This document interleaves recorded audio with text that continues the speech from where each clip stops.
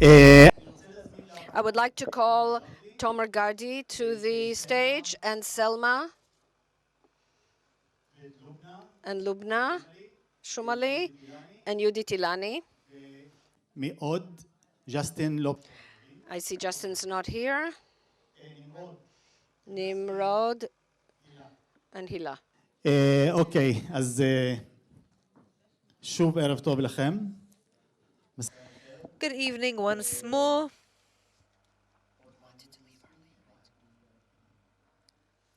כל השפות. Okay, Lubna and Selma will speak English, the others will speak Hebrew. Okay. מה שהתכוונו לעשות, אולי תהיו איתנו.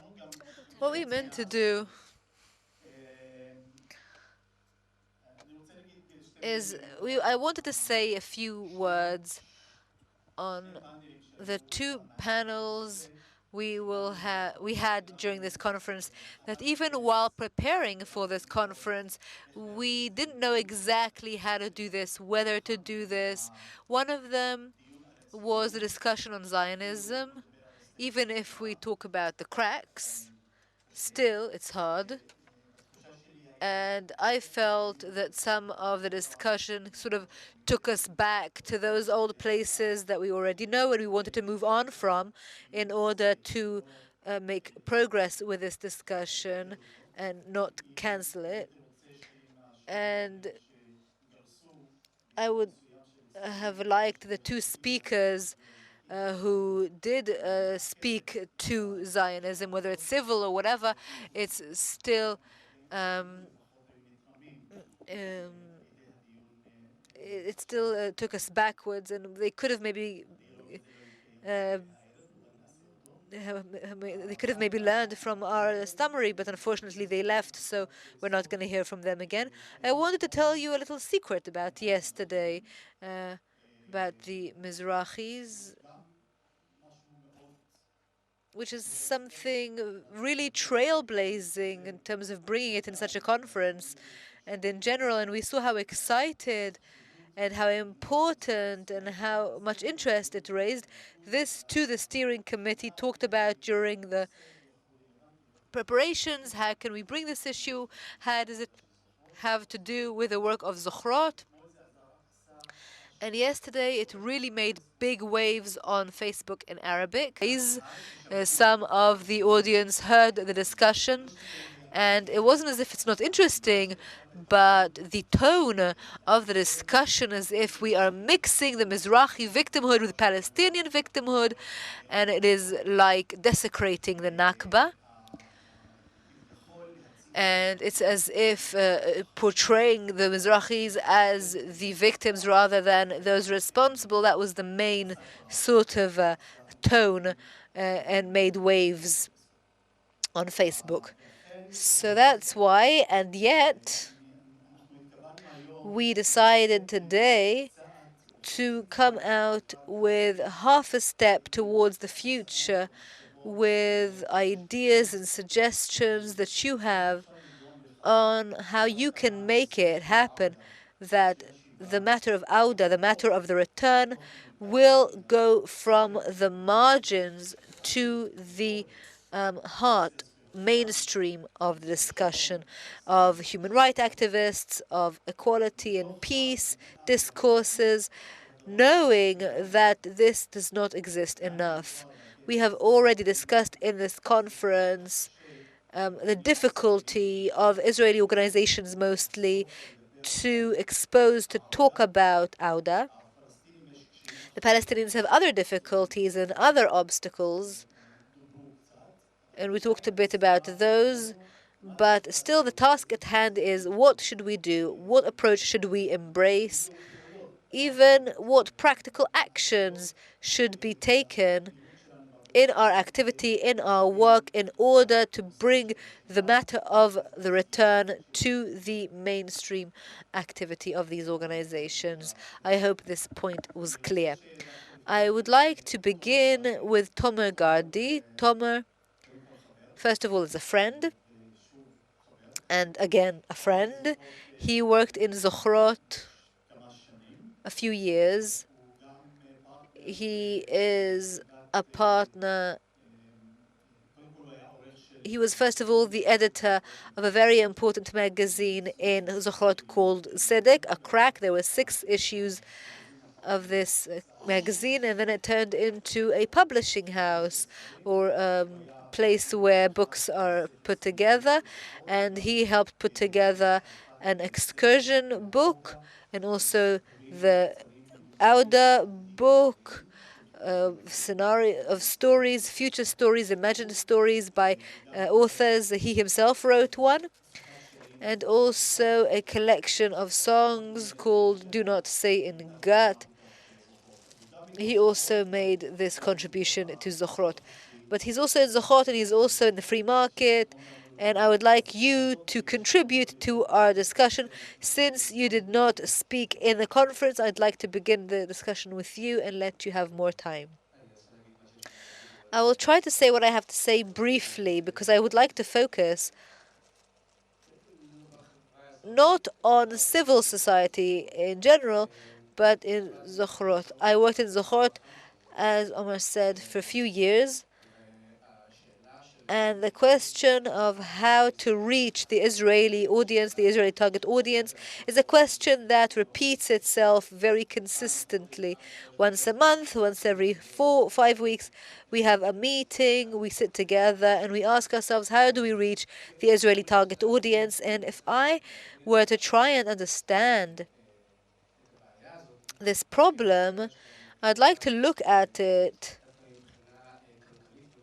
economically and from a status perspective, because I think that this panel on the Mizrahi actually brought this to the forefront, to center stage, something that used to be in the back, behind the scenes for many years.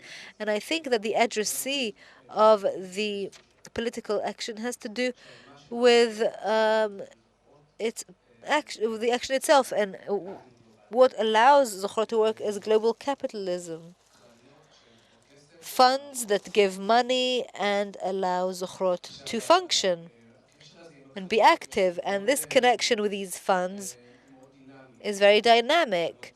There are funds that make requests, and there is some sort of a give and take on a materialistic, financial basis. It's very dynamic, it's very sharing, it's very much hearing, and it's very much in motion. This dependency of Zochrot on the funds allows Zochrot to be non-dependent on Israelis. And that means, I think, and I talk about Zochrot, but I think it's also true for any other civil society organizations that engage in political left. It allows Zochrot to be pretty stubborn or pretty indifferent in its discourse with Israeli society, because in order to survive, Zochrot as an organization does not need to respond or to react to what Israeli society says, and there's no need to adapt our language to what Israeli society says. And by doing that, we can continue to speak the same jargon that we believe in, that I believe in, and Zochrot believes in, because we don't have to adapt ourselves to this target audience. We are not dependent on it for survival. Adi Livni, in her lecture, said that there is a feeling in Zochrot that it is an expert discussion. I checked on Wikipedia what an expert is, and I'll say in English. It says, results that are vastly superior to those obtained by the majority of the population. עכשיו, זה אומר that means that Zochrot can come to the table with the of discourse with the Israeli society from an anti-dialogue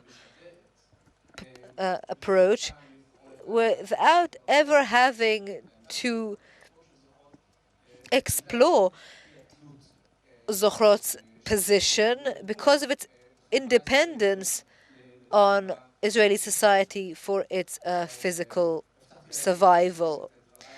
And I promised myself I would end with a practical suggestion or recommendation. I think that I have two recommendations, practical recommendations that are derived from this analysis, which of course is not the only possible one. I think that one option is for Zochrot to decide to have a 5-year plan whereby in 5 years' time, at least a quarter of Zochrot's budget will be one that comes from within Israeli society. And to see how an attempt to gain the support and financing from Israeli society, what sort of internal dynamics within Zochrot, within the organization, its jargon and its activity changes Zochrot. Of course, this is an experiment that has some risk embedded in it, but I think that this risk is crucial and essential in the attempt to create a dialogue with Israeli society rather than a situation whereby we are telling you what the truth is, but we already know in advance what your reaction to it will be. That is one option. Another option is the reverse option. It is to understand Zochrot, and sometimes I play this game with myself. I understand Zochrot as a kind of embassy of a state that doesn't exist, that has no territory, that has no sovereignty, but is an embassy. And it sits there, and it's an embassy for all humans who want to see this embassy as one that represents them. At times, whenever they need this embassy. And so, I think that would exempt or release Zochrot of this question of how do we target the Israeli audience, because it's not there for the Israeli audience, it's there for the international population at large, for all humans in the world who want to see this space as such, and to see what kinds of activities and what kinds of incidents this embassy will be able to generate in that space. Thank you very much. Okay, thank you very much. If we have the chance, we will get back to you. Perhaps you can pass the microphone over to Yudit Ilani. Yudit, you're also active in this area in Jaffa and also the Israeli community, but you are also a parliamentary aide for the MK on the joint list. And they didn't talk about the right of return too much either. It doesn't have the time to, but it's a matter of priority, I suppose. And the question is, how can you also make it a central topic there? Well, first of all, I'm not a representative of the joint party, and I am Khalil Zouabi's consultant, parliamentary assistant. I almost left in the last session because I was so angry. They gave me a sticker recently that said, "She's a tough woman," but I guess I'm the tough woman. And there is no symmetry here, and any attempt to present it as if there is a symmetry is absurdity. And I don't think that Zochrot is to blame for this, but still, in the last session, somehow it was created, and it really bothered me. There is an unequal balance of powers. There is an occupation here. The occupation is not only beyond the Green Line, but also within the Green Line. There is no room for Zionism, and this voice needs to be clear and very obvious, because it's not just a matter of colonialism, it's not just a matter of control, it is part of the culture, it is part of the language, and right now I am speaking Hebrew, and that bothers me too. Because language also has colonialism and control embedded in it. And the question is, what do you do with it and how do you get out of it? And I think that the Awda project is, in this sense, a model that is very impressive, but not good enough. It is a model, and not because Zochrot is not good enough, but because it's only the beginning. The only way to end the story is, and to reach some sort of something else that I feel is a non-nation state, it means that you need full right of return for all those around the world. If we, the Jews, become a minority, that's okay. But in order to imagine that, we need not only the Awda project, but we need to imagine how we'll be able to live like as Jews as a minority. And if we are a minority here, and that's okay, then we have to integrate into the environment. And that discourse is really important because not only is it disconnecting from European Western colonialization, but also the attempt to think, what are we doing in an environment that is an Arab environment? And I think that in this respect, we've only just begun. And if we need to imagine the return to those villages, those towns, those places that are polarized, then you need to imagine, we the Jews have to imagine what it would be like to live here as a minority. And how can we fit into an environment that is Arab culturally, language-wise, in all aspects? And how can we live as a civil minority in a non-nation sort of civilization? And I think this, not just imagining Awda, the return, but also imagining life as Jews who are a minority. Well, you're jumping ahead. Before then, what do we need to do in order to get there? If you have ideas, you don't have to. Well, first of all, I do think that beyond imagining, we also need to document the voices. Because in light of my work as a photographer, I come across denial, complete denial on the Jewish side the whole time. And this mirror needs to be very intense. And here there is definitely a need to document much more in Hebrew, because that is the language that most Jews here understand. They don't understand Arabic. I also don't understand Arabic well enough, I have to admit. And I think that in this respect, apart from the return, we also need Zochrot, and the remembering voice needs to be documented before it disappears. And of course, to allow independent, personal documentation. And in this context, we need to think of the opening lecture that talked about BDS as a strategy. I think we need to think about it. It's not as if I have the answers. I think the thinking should be strategic. It worries me that we only talk about BDS because BDS is very strong, but it's definitely not enough. Thank you very much. Lubna? Also the obstacles and difficulties in the Palestinian communities, not only here. We kind of need Sholi here because I wanted to ask him how much time he needed so I could put my life on hold so that, you know, he can take the time to transform Zionism. But I think that the last two speakers that we had showed us exactly the challenges that we face.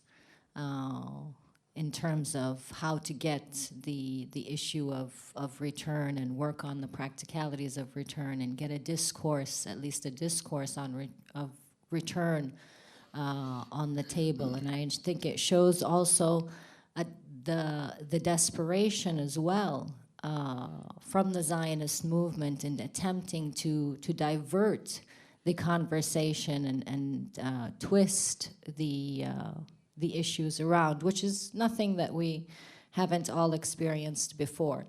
But I think that the key, or one of the keys, of course I don't have all the answers either, don't claim to have all the answers, but one of the key things that I think needs to be done is education and awareness. And I think that the panels that we heard earlier this morning from the Palestinian youth were extremely attractive and extremely advantageous, and I think everyone responded well to those. So I see that the models or the creations or the alternative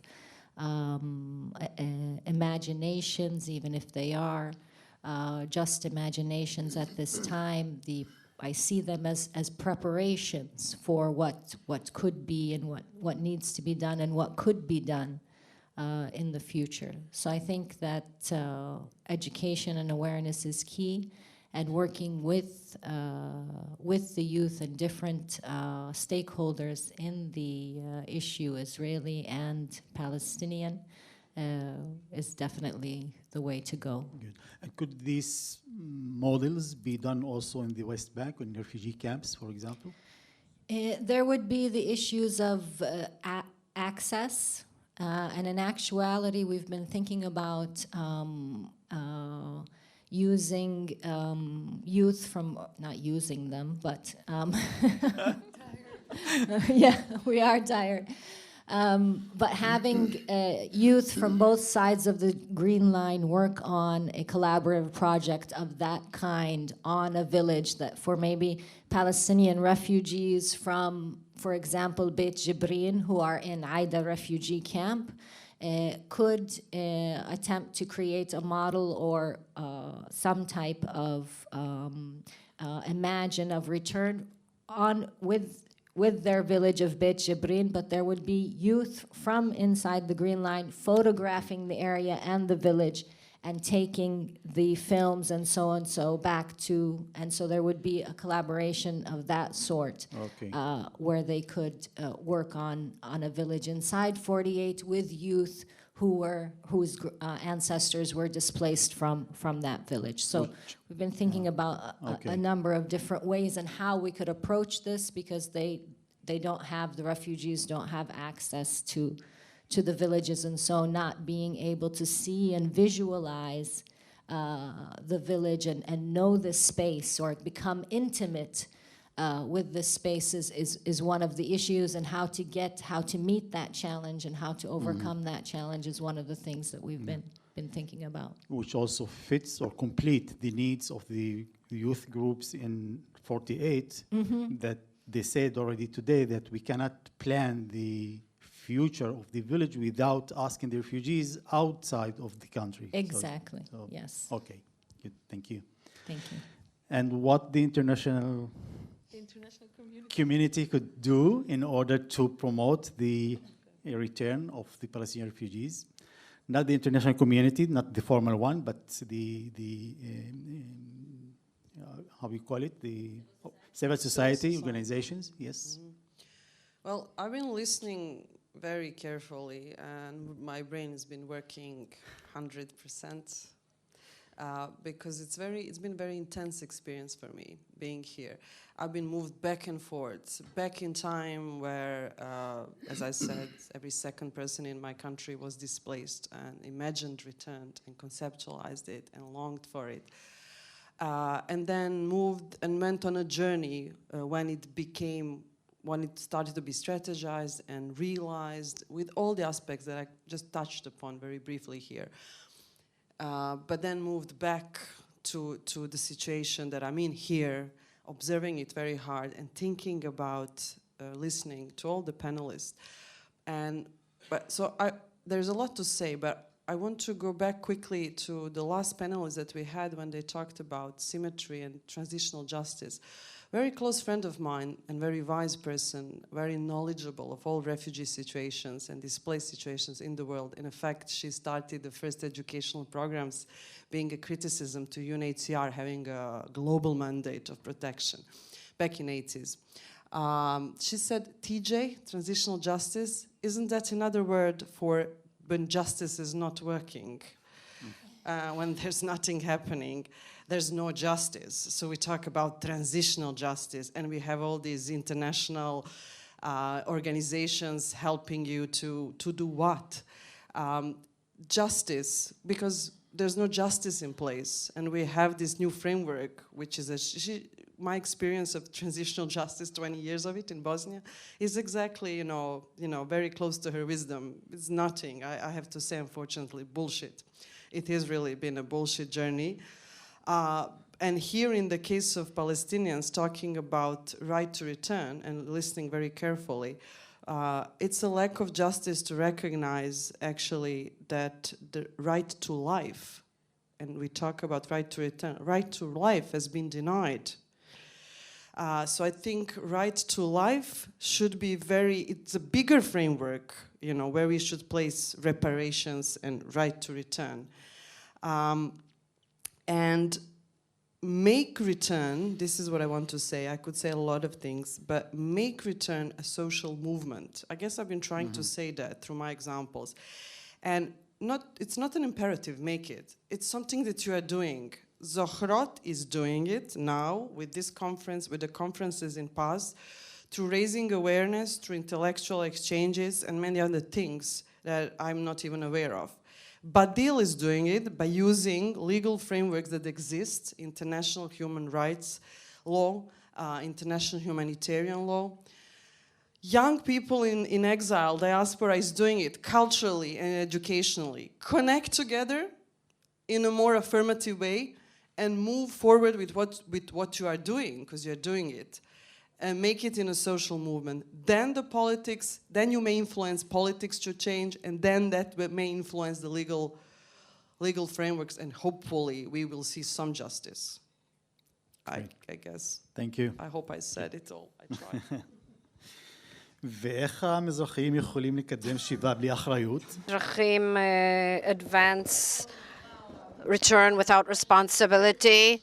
Oh, you're making my life difficult.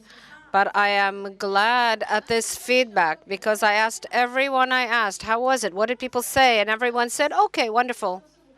But finally, you're giving me the truth in my face. Thank you.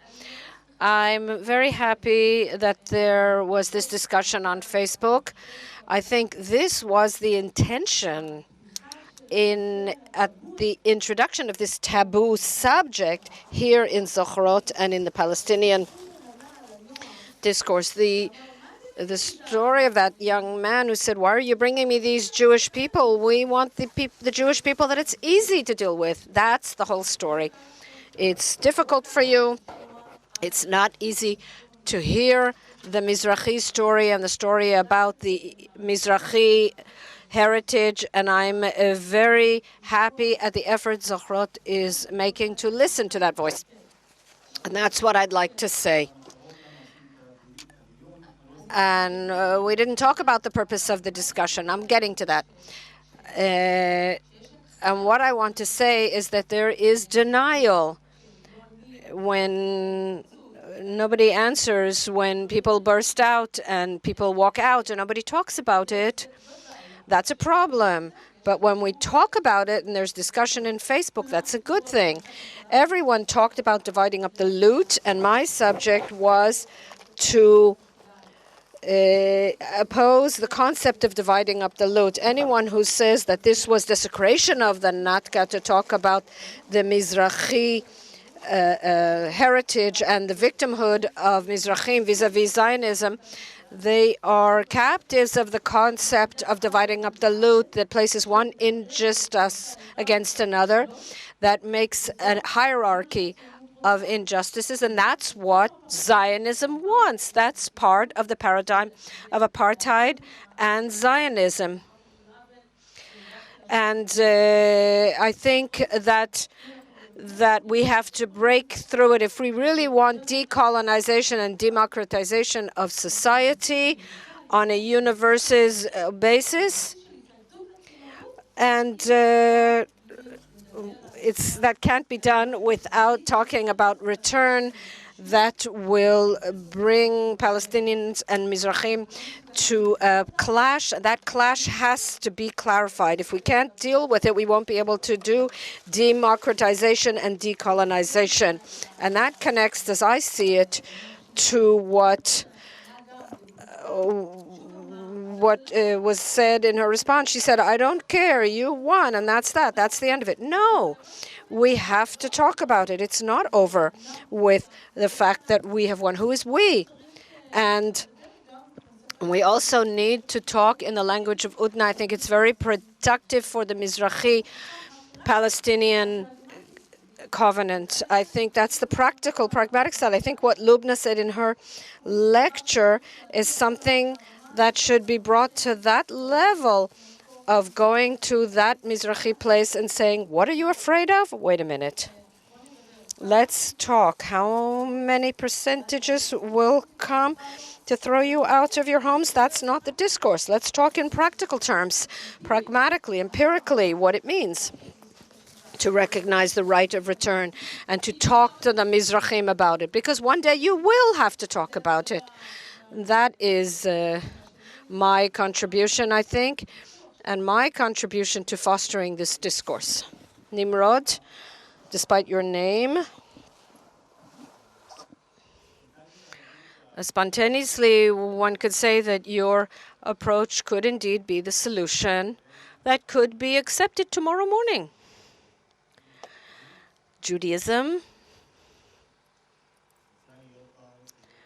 can exist here as people who belong to a certain religion and live it as they believe. But still, isn't there between the lines in that approach something still Zionist that connects Judaism to this land? It's important to emphasize, as I see it, and in our approach, there is no problem in the connection between people and their land. And I'll repeat it. The problem is when I think that my connection denies your connection to the land or gives really a priority over your connection. I, as a teacher and an educator, I believe that the place where we can work with the Jewish public, and certainly with young people, the ones that I educate, is connected to the fact that we are always asking ourselves, interestingly, the questions regarding the right of return, but from the other direction, the Jewish public, which is Zionist, is always asking itself, what is this connection to this, our connection to this land? What does it mean for us to have a connection, even though we weren't born here or we didn't grow up, and every Jew everywhere in the world and all those things? The problem with these questions is that they get to the question of exclusivity of one group over another. But I think that they can be exploited wisely. If I, as a Jew here, can understand that the connection here is something very complex, and if I personally haven't experienced it, it can affect the places to which I feel connected. It's something that always exists in Israeli education and culture. I need to be able to understand it in the Palestinian context and see that it's justified. What it means to say that for 2,000 years of connection to Israel is legitimate, and to say that a few dozen years of Palestinians is not legitimate. So I think that, how did you get to that comparison? My comparison comes from my place as an educator, and I think that we need to always see how, through the prisma that we have grown up on and that my society lives in, that is based on superiority and occupation and racism in its purest form, what can we take from that in order to reach an understanding and empathy and responsibility and the criticism that is needed in order to take responsibility for the power relations in which that we are part of. And there, I think we can work on it, and the model of Judaism that we're trying to present.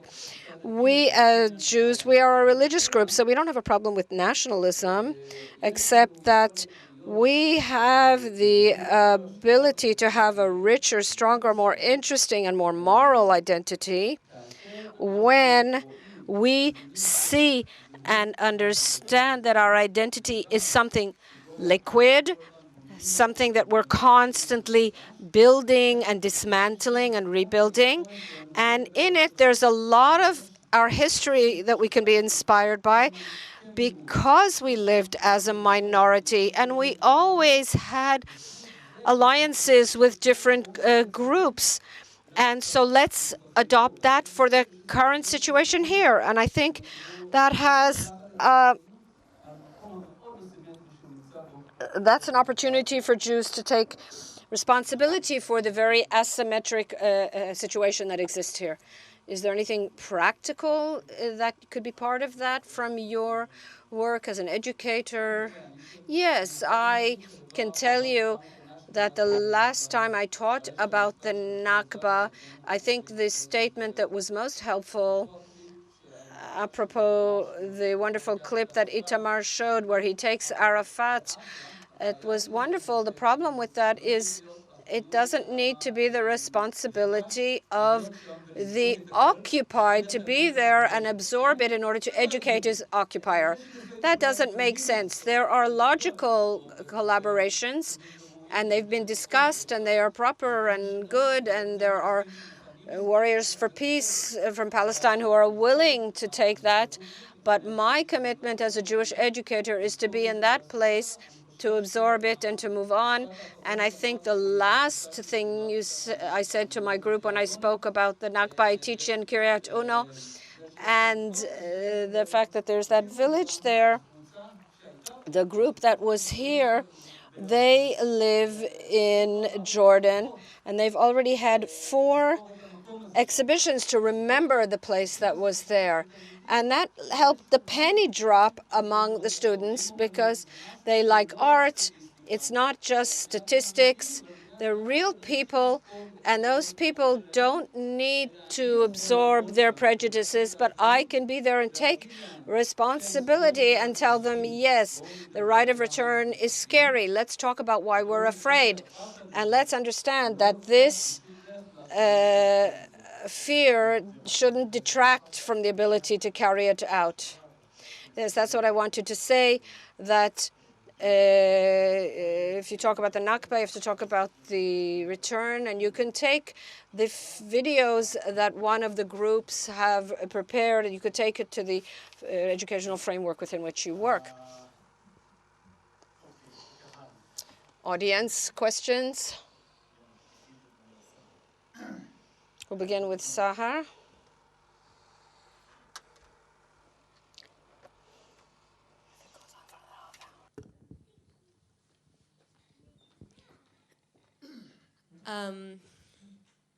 I'll ask in English. Everyone can understand me, and I feel like I'm speaking directly to people.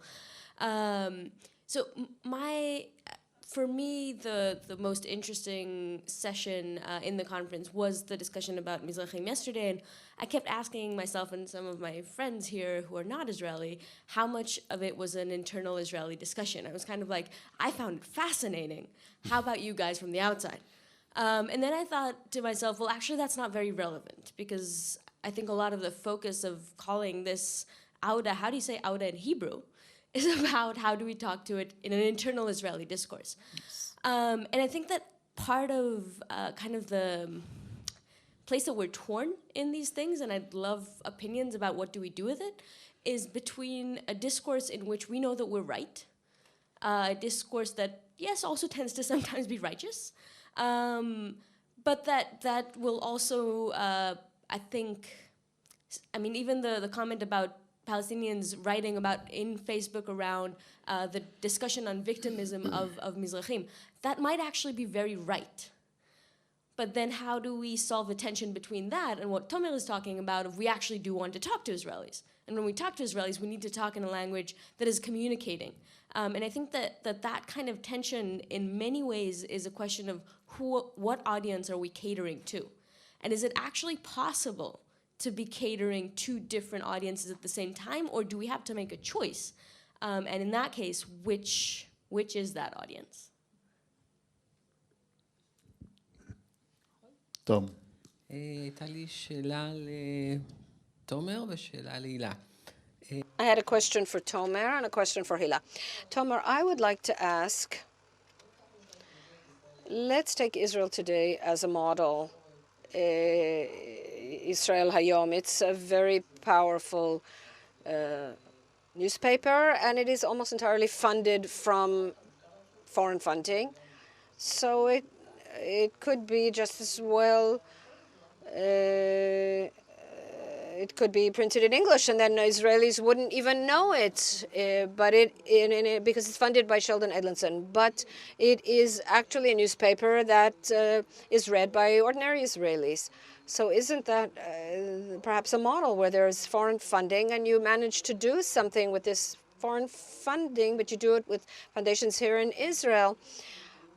But regarding Zochrot, is there any data regarding the trickle down of this discourse among Israeli public, or is it just remaining an internal discourse in the organization?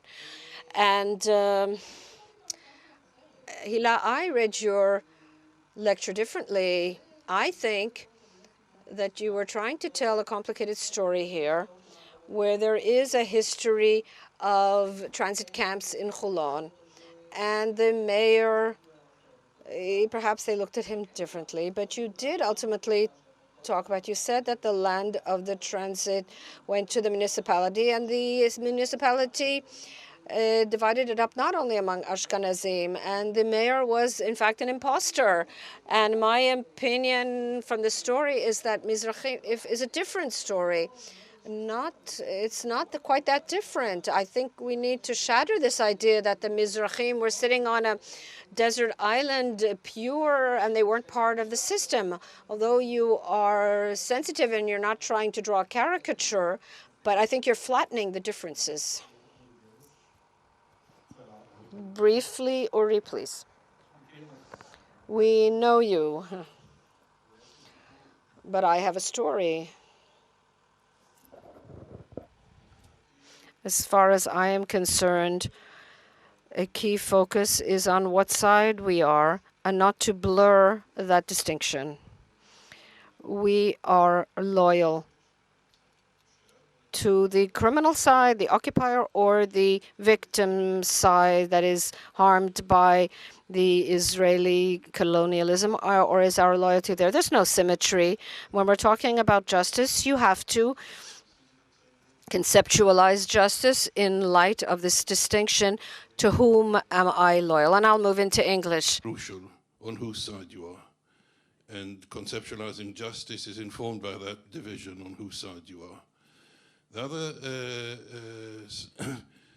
The other comment that I take back with me is the necessity for networking on social on civil society basis and creating coalitions on civil society basis. I think that was an absolutely crucial intervention, because I fully agree civil societies impact government, and governments impact the international community, and ultimately it reaches the United Nations. I didn't have a chance to say it from the podium, but there is a binding covenant on the suppression and punishment of the crime of apartheid, and I hope within my lifetime to see Israel subject to that covenant.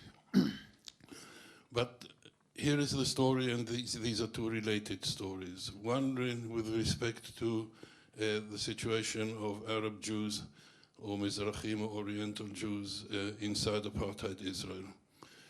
An important book was published by Jish Amit on the theft of Palestinian libraries, and the panel in Cafe Jaffa coffee shop had Jish Amit and a colleague, goodness, I hope I won't be accused of racism, I can't recall his name, and who represented the progressive tendency inside Oriental Jews in Israel. And I asked a question: is it at all feasible for a coalition to be established where Oriental Jewish leadership, progressive leadership inside Israel will publish a public call saying we support the right of Palestinian implementation, not just recognition of, but also implementation of the Palestinian right to return and their right to the titles to their property. And on a reciprocal basis, you support our right to return and recovery of our titles to our property in the countries where we had been evicted. Good question. No, it's a good That's question. happening It's a with good the Mizrahit המשותפת. It's a good question, but the audience around in Cafe Jaffa thought that I arrived from Mars. Okay, thank you. Okay, ניתן... לא, בינתיים. שם בסוף. שאלה אחרונה. אז תתייחסו. Last question, there in the back. So I'll speak in English. You already have your earphones down. I think that we had many examples in the last 2 days from other countries. And one thing that we tend not to notice or discuss is that the main difference in Israel-Palestine is it's an ongoing conflict. And we don't really have a framework to use for a transitional justice. So we're sort of talking about a sort of utopia. And going back to the question of symmetry, it's very tempting to look up to international law and humanitarian law and human rights law and say, well, we have this convention and we have this right recognized and we have this and that. And we don't have a peace agreement here saying what rights the people of Israel and Palestine should actually be granted. But then when we go to international law, we end up with this symmetry because international law wants to be apolitical. And then it's some sort of a dead end many times. Yeah. And I think probably the case of UNRWA refugees is maybe the most, the strongest example of people who are locked in a situation that has no answer under international law. And I think there's just a tension between using international law and turning to human rights law and humanitarian law and developing new discourses or new instruments and new ideas of how this law should be shaped for this situation. Right. And thank you. Okay, so start with Tomer.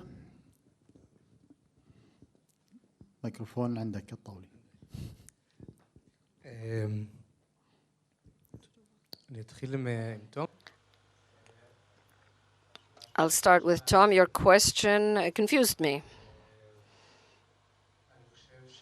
I think that after my confusion,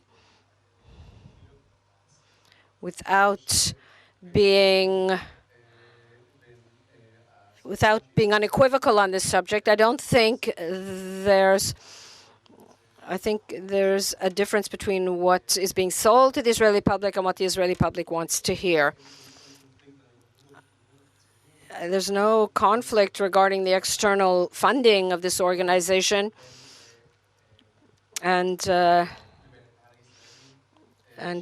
Israeli public that consumes it. In the case of a conflict, you reach a situation where you have to decide, where you have to. It's not a binary situation, but you have to see where to be flexible and in what direction. And I think in the case of Zochrot and other civil society organizations in Israel, there's a kind of Darwinist choice that either you adapt or die. And the Israeli civil society organizations don't need to adapt themselves to Israeli public in order to survive. And that's why they don't go in that direction. I'm not saying that it's necessarily something that's good. After all, I don't want to see an opposite situation like in North Korea, whereby Israel exists in a situation that is completely disconnected from the international community, and that everything that happens is in closed, sealed borders of countries. I don't have an answer, and I think the reason why reaching the Israeli target audience keeps worrying us and keeping us awake at night, it's because we are working in between these two things, outside money that keeps us alive, but our essence is to talk to the Israeli audience. And there's a refusal on our part to adapt and be flexible towards the language that these collectives speak, and rightly so, because they speak a language that's very remote from us. And this lack of flexibility, there isn't a single Zionist argument that I haven't heard. Everything you tell me, I've already heard. But so we can sit and wait. But then there's no discussion. So I'm just transmitting and not listening and not willing to take a chance on changing. So why would anybody want to talk to me then? And I think it's a kind of answer to the matter of the two audiences. I think that one of the difficult things that happens in civil society, and I'm talking about in terms of third sector organizations and what people are talking about in the world, these are capitalistic hegemonies that have taken over neoliberals, and the fact that so little discussion of economics, that means that we have absorbed the neoliberal language, and all the talk about target audiences and how we get to target audience, that is a language that is taken from the field of public relations and of advertising. But politics doesn't have anything to do with these worlds. And we need to continue to talk a political language and not public relations. And, something can appear in the newspaper 10 times a week, but it won't change the way people will read the world. You can read the world and say, okay, we'll read it again. I think that's it. Okay. Before the Mizrahi. Okay, so the Mizrahi, so that I can stop you because there's another question. Umar, listen, I am the only one here. I'm sorry, it's not right. You're the privileged once again. I want to make it easier for our international guests. Mizrahim can speak English, you know. So, just a bad joke. But, yeah, it is the economy, stupid. It is the sociology of what is going on here that's really fascinating. And thank you, Tomer, for bringing this up. I am the only one here. No, I'm serious. It is meaningful. Well, maybe not. Maybe not. But, do you have a presence in Zochrot that makes a difference as a Mizrahi? That's what I want to ask. And so I think that our presence in Zochrot is a precedent, and it's a good thing. It's a good development. Uri, to your question, we do have a new initiatives. It's Mizrahi intellectuals, and there are more than 60 now who signed a declaration of support on the joint list. We're going to promote socially conscious policies with them. We're going to try to work with them as a political force. And that's our aim. That's where it's going. So I think that's a progressive discourse that Zochrot needs to hook up with, that the whole discourse here of civil society needs to hook up with, and that will take us further. And I don't want to be too lengthy. I want everybody to go home already, as you all want to. But just to say to Tom again, yes, it's a complex story. I was trying to deconstruct everyone, the Ashkenazim, the Mizrahim, and the Palestinian narratives. And when you actually look at people and their histories, that's what happens. I'm just afraid that partnership with the common list, being Banglit? Joint list. You will join the joint list, but will not change the priority about the return, because we have criticism about the non-doing almost nothing for the return, and of course the practical return inside the joint list and the Palestinian parties inside 48, which is... we hope. Okay, the third point I want just to hear maybe from Selma, that we don't really have this framework of transitional justice or return within ongoing conflict. Usually we know about post-conflict situation and then resolutions come, but here we are still... Yeah, well, I would like to say maybe it's disappointing because everyone invests so much energy, and we always tend to believe that there will be an end. When you invest energy, there will be a solution, but it's very hard work to come, to arrive to a peace treaty. Peace treaty is an end of a war situation, but it's a beginning of hard work on peace. So every end is a beginning as well. Return is an end of displacement, but it's just the beginning of renormalizing a life and a society on every level, household, individual, household, societal. So I feel a bit like I'm like a spoiler for everyone here, saying that even from when everything works, you have a peace treaty, you have a rights-based return in a peace treaty. And I come from a post-return perspective, talking about issues, still being issues, fighting for justice. It's a never-ending story, really, because the peace treaties are never just peace, So that is I think is an important message, but doesn't mean that the struggle will be done by you. It may be passed on to new generations, but it is really, every end is a beginning, and I think it's important that you conceive of it that way. I know there is a big hope in return being resolution of suffering that is caused by displacement, but it's really just an end of displacement and beginning of a new struggle.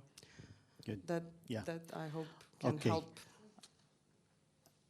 Okay, I think we covered the 3 points, the questions. Just if you have something urgent to say or to add something, Judith or Lubna. It's okay? You are fine with the... Okay. We will finish in 5 minutes. Just first of all, I want to say that point, Selma, you mentioned about the movement, that the third part of Awda project, these youth groups, already addressed the mission of the third generation, the third stage, to create a Palestinian movement for return inside 48. And what's supposed to be done, maybe some effort among the Jewish youth groups or potential youth in order to create some movement or kind of movement or groups towards return, practical return, and maybe we can discuss that, how to deal with some pressure from outside or some cooperation with other circles from abroad. There's many things to say about what happened in this, what had been said in this conference. I hope we will have other opportunities to summarize and to reflect. I invite you to write to us if you have some points, some ideas, some reflections to the lectures and the parts of the conference. You can write to our website. But I think the key of not only for return, but the key for the future should be based, we heard some ideas over here of decolonization, which is general demand, and it's known from other parts. We can be more particular and to say dezonization of our place or our... We can. Yes, we can. Okay. So Yeah, maybe we can develop this idea of de-Zionization in order to create the possible future. Before we leave, I just want to thank one person. We have many persons to thank here, of course, the speakers and the guests and you are still sitting over here, but I just want to invite Niva. تفضلي. This person who did everything that you have seen here in 2 days, the parts, the lectures, the content, from the beginning till the month or 2 months from now, because she's going to conclude and to send you some material and to collect also the lectures, and there's many things still to do. So many, many thanks, Niva, really. Great job, great job. That's it. Thank you very much. شكرا. إلى اللقاء. مساءكم عودة. Yeah.